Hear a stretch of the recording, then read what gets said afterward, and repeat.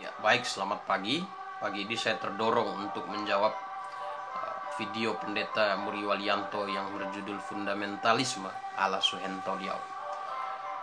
Saya melihat bahwa pendeta Muri Walianto di video tersebut menyimpulkan berdasarkan kesimpulan pribadi dan sedikit tendensius, ya, tanpa sebuah riset dan analisa yang baik, dan ada juga inkonsisten dari pernyataan-pernyataan yang dibuat oleh pendeta ini. Yang pertama yang saya mau cermati ialah Muri Walianto berkata fundamentalisme itu bukan ajaran tapi spirit. Nah, ini keliru. Ya, karena kata isme di belakang kata fundamental menunjuk kepada sebuah faham. Ya, faham yang fundamental artinya faham yang berdasarkan sumbernya, berdasarkan asas dasar. Jadi fundamentalisme adalah sebuah faham yang berdasarkan asas dasar. Ya, kalau orang Kristen ya Alkitab. Jadi ketika bicara tentang fundamentalisme artinya sebuah faham yang ingin kembali kepada Alkitab, atau bisa disebut dengan kelompok Kristen Alkitabiah. Ya. Nah, kemudian yang kedua, tidak berkaitan dengan ajaran tertentu tetapi spirit, kata dia. Nah, ini keliru. Ya. Jadi fundamentalisme atau kelompok Kristen Alkitabiah itu secara di dalam sejarah itu muncul gerakan tersebut di Amerika. Gerakan tersebut dipelopori oleh dorongan ingin memberi penjelasan kepada tokoh-tokoh liberal seperti Spinoza, Hobbes, Astrup, di mana tokoh-tokoh liberal mengkritik Alkitab bahwa di dalam Alkitab terdapat banyak kesalahan dan Alkitab bukan firman Allah yang absolut. Ya, mereka munculkan teori higher criticism atau kritik kepenulisan dan lower criticism, kritik isi. Jadi mereka mengkritik Alkitab, membuktikan dengan pemikiran mereka, dengan teori-teori mereka bahwa Alkitab bukan firman Allah. Nah, kemudian tokoh-tokoh fundamentalisme, orang-orang Kristen Alkitabiah ingin menjelaskan kepada kelompok liberal, tokoh-tokoh liberal, bahwa sebenarnya apa yang mereka asumsikan itu hanya sebuah asumsi, tapi Alkitab dapat membuktikan dirinya sebagai firman Allah tanpa ada unsur-unsur luar, faktor-faktor eksternal. Tetapi Alkitab sendiri dapat membuktikan dirinya dengan firman Allah. Jadi kelompok fundamentalisme itu muncul di Amerika, ya, dengan satu tujuan, ingin mempertahankan keabsolutan Alkitab. Ya, ingin mempertahankan keabsolutan Alkitab, atau dalam bahasa Inggrisnya dikenal dengan inerrancy of the scripture. Nah, jadi kemudian di tahun 1905, ya, dipelopori oleh Dr. A.C. Dixon, kaum fundamentalisme menerbitkan sebuah buku yang dikenal dengan The Fundamental. Nah, kalau tadi Pak Muri Walianto, saya lihat videonya, berkata bahwa orang fundamental anti logika, itu keliru. Sebelum Pak Muri Walianto menulis buku dan belum lahir, orang-orang fundamental sudah menerbitkan buku, yaitu ada 12 volume. Ya, kalau belum tahu tanya saya dan saya akan kasih tahu bukunya seperti apa. Oke, itu yang ketiga, ya. Fundamentalisme Kristen tidak mau bekerja sama dan mengkafir-kafirkan orang, anti logika, mensesat-sesatkan orang. Nah, ini tendensius sekali pernyataan ini. Ya, ini keliru. Ya, fundamentalisme Kristen karena berpatokan kepada Alkitab sebagai kebenaran yang absolut dan berpegang kepada 2 Timotius 3 ayat 16, segala tulisan yang diilhamkan Allah bermanfaat untuk mengajar, menyatakan kesalahan, ya, mendidik orang dalam kebenaran dan memperbaiki kelakuan. Jadi all scripture is given by inspiration of God. Jadi Alkitab bukan segala tulisan. Kalau Indonesia agak sedikit terjemahannya agak sedikit kurang tepat. Yang tepatnya seluruh Alkitab ya dipakai untuk menyatakan kesalahan. Jadi kelompok fundamentalisme ketika menyatakan satu ajaran sesat, satu ajaran tidak Alkitabiah, semua harus bersumber dari Alkitab.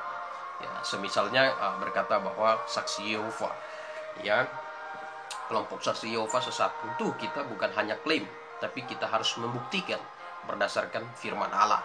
Nah, jadi ini tuduhan pendeta Muriwalianto yang tendensius dan subjektif sekali. Ya, ternyata dalam prakteknya tidak demikian. Ya, anti logika, jelas kita tidak anti logika. Ya, banyak tokoh-tokoh fundamentalis di dunia, ya, seperti John Rice, termasuk di Indonesia Dr. Suhentolia, banyak menulis buku, bahkan mendidik orang-orang muda. Ya, salah satu hasil didikannya adalah saya, ya, bahwa kemudian kita belajar, kita tidak anti logika, justru kita menggunakan logika. Ya, kita menggunakan logika untuk memahami firman Tuhan. Nah, itu sebabnya kita membuktikan Alkitab dengan Alkitab tentu pakai logika, ya, atau metode circular reasoning, ya, nalar bolak-balik, ya, kita pakai nalar, pakai logika. Jadi saya kira ini tuduhan yang sangat tendensius dan subjektif. Mungkin saya tidak tahu ada masalah apa dengan diri Pak Muriwalianto, ya. Kemudian mensesat-sesatkan orang, ya, sebenarnya ini salah. Kita bukan mensesat-sesatkan orang, ya. Yang kita katakan sesat itu ajarannya, ya. Ajarannya yang kita katakan sesat. Nah, karena itulah tugas dari seorang pemberita kebenaran. Ketika kebenaran disampaikan, pasti ketidakbenaran itu akan muncul, ya. Kecuali ketidakbenaran, ya, dia tidak tahu yang benar, ya bagaimana dia mau bicara yang benar. Pada waktu kita bicara yang benar, kesalahan itu akan tampil, ya. Jadi ini juga tendensius sekali Pak Muriwalianto. Kemudian kalau bukan aliran saya sesat, wah, ini keliru, ya. Kalau bukan aliran saya sesat, siapa bilang? Ya, justru di gereja-gereja fundamentalisme, baik itu di dunia, di Asia, termasuk di Indonesia, kami di Indonesia GBIA, kalau gereja-gereja yang berlabelkan GBIA, ya, gereja-gereja baptis fundamental, Pak Muriwali bisa datang ikuti sesudah kebaktian kami ada tanya jawab. Ya, kami membuka diri untuk berdiskusi, kami membuka diri untuk mengisi, bersama-sama belajar kebenaran. Ya, itu sebabnya semboyan kami, kalau kami salah, kasih tahu kami. Kalau kami benar, kasih tahu orang lain. Ya, memang sikap kami tidak kompromi. Ya, semboyan kami full toleran, no compromise. Ya, kami toleransi dalam segala hal, tetapi ketika berbicara tentang ajaran, berbicara tentang keyakinan, kami tidak bisa berkompromi. Ya, kami berpegang teguh kepada apa yang dikatakan oleh firman Allah. Nah, jadi yang berikut yang saya lihat di sini, tidak memahami sistem pewahyuan. Nah, ini juga sangat-sangat tuduhan yang tendensius, karena kami bisa menjelaskan proses pewahyuan dari kejadian sampai wahyu, ya, bisa kami jelaskan, ya. Kami berdiri pada posisi dispensasionalis, ya, di mana kami bisa menarik satu garis dari penciptaan sampai akhir dunia. Ya, ini saya kira Pak Muriwalianto tuduhan yang tendensius, dan kami juga punya sistem tafsir, metode tafsir yang jelas, ya, dimulai dengan hermeneutik, ya, dari hermeneutik kami naik ke eksegesis, dari eksegesis kami naik ke biblical theology, di mana di situ ada eksposisi, expository, kemudian daripada itu kami naik ke systematical theology, dan berkesimpulan akhir pada practical theology. Ya, jadi ini saya kira Pak Muriwali sekali-kali harus bertemu langsung dengan kalangan fundamentalis Indonesia. Nah,